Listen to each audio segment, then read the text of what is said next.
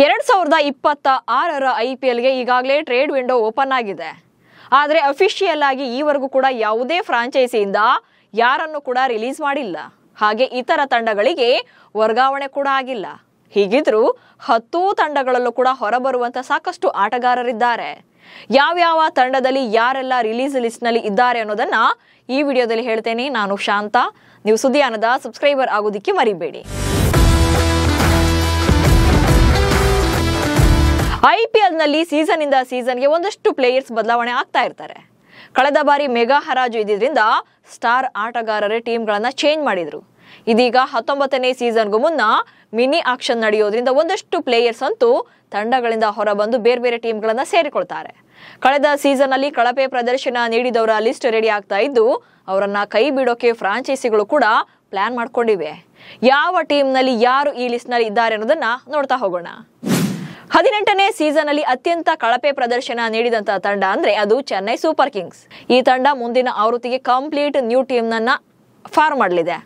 Already Ravichandran Ashwin ನಿವೃತ್ತಿಯನ್ನ ಘೋಷಣೆ ಮಾಡಿದ್ದಾರೆ. ಉಳಿದಂತೆ ಮುಖೇಶ್ ಚೌಧರಿ, ಶ್ರೇಯಸ್ ಗೋಪಾಲ್, ರಾಹುಲ್ ತ್ರಿಪಾಠಿ, ದೀಪಕ್ ಹೂಡಾ ಹಾಗೆ ವಿಜಯ್ ಶಂಕರ್ ಅವರಂತಹ ಆಟಗಾರರನ್ನ ರಿಲೀಸ್ ಮಾಡಬಹುದು.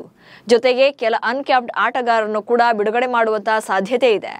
ಇನ್ನು ಡೆಲ್ಲಿ ಕ್ಯಾಪಿಟಲ್ಸ್ ತಂಡದ ಲೆಕ್ಕಾಚಾರಗಳ ಬಗ್ಗೆ ನೋಡೋದಾದ್ರೆ ಕೊನೆಯ ಸೀಸನ್ ಅಲ್ಲಿ ಫಸ್ಟ್ ಹಾಫ್ ನಲ್ಲಿ ಅದ್ಭುತ ಪ್ರದರ್ಶನ ನೀಡಿದ್ರು. ಆದ್ರೆ ಸೆಕೆಂಡ್ ಹಾಫ್ ನಲ್ಲಿ ಹೇಳಿಕೊಳ್ಳುವಂತ ಪ್ರದರ್ಶನ ಬರಲಿಲ್ಲ. ಹೀಗಾಗಿ ಮುಂದಿನ ಆವೃತ್ತಿಗೂ ಮುನ್ನ Jake Fraser McGurk, Sameer Rizvi, Faf du Plessis, Dushmantha Chameera ಹಾಗೆ ಡೋನೋವರ್ ಫೆರೇರಾ ಅವರಂತಹ ಆಟಗಾರರನ್ನ ಕೈಬಿಡುವಂತ ಸಾಧ್ಯತೆ ಇದೆ.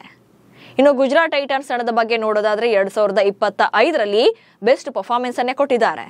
ಬೌಲಿಂಗ್ ನಲ್ಲಿ ಪರ್ಪಲ್ ಕ್ಯಾಪ್ ಹಾಗೆ ಬ್ಯಾಟಿಂಗ್ ನಲ್ಲಿ ಆರೆಂಜ್ ಕ್ಯಾಪ್ ಎರಡೂ ಕೂಡ ಈ ತಂಡದ ಆಟಗಾರರಿಗೆ ಸಿಕ್ಕಿತ್ತು. ಪ್ಲೇ ಆಫ್ಗೆ ಬಂದರೂ ಕೂಡ ಫೈನಲ್ ರೀಚ್ ಆಗೋಕೆ ಆಗ್ಲಿಲ್ಲ. ಹೆಚ್ಚಿನ ಬದಲಾವಣೆ ಮಾಡದೇ ಇದ್ರೂ ಕೂಡ ಅನುಜ್ ರಾವತ್, ಕರೀಂ ಜನತ್, ಕುಲ್ವಂತ್ ಕೆಜ್ರೋಲಿಯಾ ಹಾಗೆ ಇಶಾಂತ್ ಶರ್ಮಾ ಅವರನ್ನ ಕೈ ಬಿಡಬಹುದು. ಇನ್ನು ಕೆಕೆಆರ್ ತಂಡಕ್ಕೆ ಕಳೆದ ಸೀಸನ್ ಅಲ್ಲಿ ಅಷ್ಟೇನು ಚೆನ್ನಾಗಿರ್ಲಿಲ್ಲ. ಅವರಿಗೆ 2024ರಲ್ಲಿ ಚಾಂಪಿಯನ್ ಆಗಿದ್ದಂತ ಕೋಲ್ಕತ್ತಾ ನೈಟ್ ರೈಡರ್ಸ್ 2025ರಲ್ಲಿ ಕಂಪ್ಲೀಟ್ ಆಗಿ ಡಲ್ ಆಗಿದ್ರು. ಹೀಗಾಗಿ ವೆಂಕಟೇಶ್ ಅಯ್ಯರ್, ರಮಣ್ದೀಪ್ ಸಿಂಗ್, ಕ್ವಿಂಟನ್ ಡಿಕಾಕ್ ಹಾಗೆ ಮೊಯಿನ್ ಅಲಿ ಮತ್ತು ವೈಭವ್ ಅರೋರಾ, ಸ್ಪೆನ್ಸನ್ ಜಾನ್ಸನ್ ಹಾಗೆ ಮಯಾಂಕ್ ಮಾರ್ಕಂಡೆ ಅವರನ್ನ ಬಿಡುಗಡೆ ಮಾಡುವಂತ ಸಾಧ್ಯತೆ ಇದೆ. ಇನ್ನು ಕಾಸ್ಟ್ಲಿ ಕ್ಯಾಪ್ಟನ್ ಅನ್ನ ಹೊಂದಿರುವಂತಹ ಲಕ್ನೋ ಸೂಪರ್ ಜೈಂಟ್ಸ್ ನಲ್ಲೂ ಕೂಡ ಒಂದಷ್ಟು ಬದಲಾವಣೆಗಳು ಕೂಡ ಆಗಬಹುದು. ಲಕ್ನೋ ಮೂಲದ ಈ franchise Mayank Yadav, Mohsin Khan, Ravi Bishnoi, David Miller ಹಾಗೆ ಆಕಾಶ್ ದೀಪ್ ಮತ್ತು ಶಮರ್ ಜೋಸೆಫ್ ಅವರನ್ನ ಕೈ ಬಿಡುವಂತ ಸಾಧ್ಯತೆ ಇದೆ.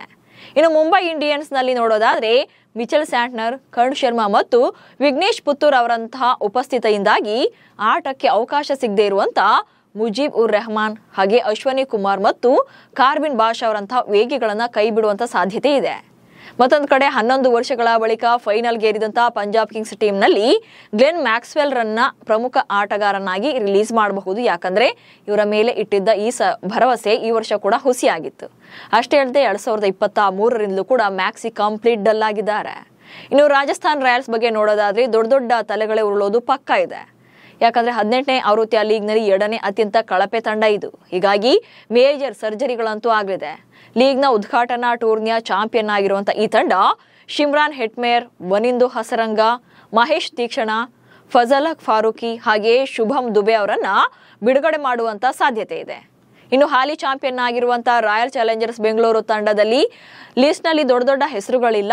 ಸದ್ಯಕ್ಕೆ ಲಿಯಾಮ್ ಲಿವಿಂಗ್ಸ್ಟೋನ್ ಮತ್ತು ರಸಿಕ್ ದಾರ್ ಸಲಾಂ ಅವರ ಹೆಸರಷ್ಟೇ ಚರ್ಚೆಯಲ್ಲಿದೆ. ಇನ್ನು ಸನ್ ರೈಸರ್ಸ್ ಹೈದರಾಬಾದ್ ತಂಡದ ಬಗ್ಗೆ ನೋಡೋದಾದ್ರೆ 2024ರಲ್ಲಿ ಅದ್ಭುತ ಪ್ರದರ್ಶನ ನೀಡಿ ಫೈನಲ್ ಗೇರಿದ್ದ ತಂಡ ಇದು. ಆದ್ರೆ 2025ರಲ್ಲಿ ಸ್ಫೋಟಕ ಆಟಗಾರರೇ ಇದ್ರೂ ಕೂಡ ಅಷ್ಟೇನು ಪ್ರದರ್ಶನ ಬರಲಿಲ್ಲ. 2016ರ ಚಾಂಪಿಯನ್ ಹೈದರಾಬಾದ್ ಟೀಮ್ ಇಶಾನ್ ಕಿಶನ್, ಅಭಿನವ್ ಮನೋಹರ್, ಅಥರ್ವ ತೈಡೆ, ಸಿಮರ್ಜಿತ್ ಸಿಂಗ್ ಹಾಗೆ ಆಡಮ್ ಜಂಪಾ ಮತ್ತು ಮೊಹಮ್ಮದ್ ಶಮಿ ಅವರನ್ನ ಬಿಡುಗಡೆ ಮಾಡುವಂತ ಸಾಧ್ಯತೆ ಇದೆ.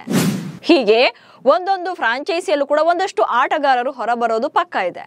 ಅದರಲ್ಲೂ ಕಳೆದ ಬಾರಿ ಪ್ಲೇಯಿಂಗ್ 11 ನಲ್ಲಿ ಚಾನ್ಸ್ ಕೊಟ್ಟರೂ ಕೂಡ ಸದ್ದು ಮಾಡದವರಿಗೆ ಗೇಟ್ ಪಾಸ್ ನೀಡೋದಂತೂ ಗ್ಯಾರಂಟಿ ಇದೆ.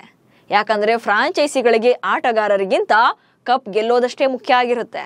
ನಮಸ್ಕಾರ.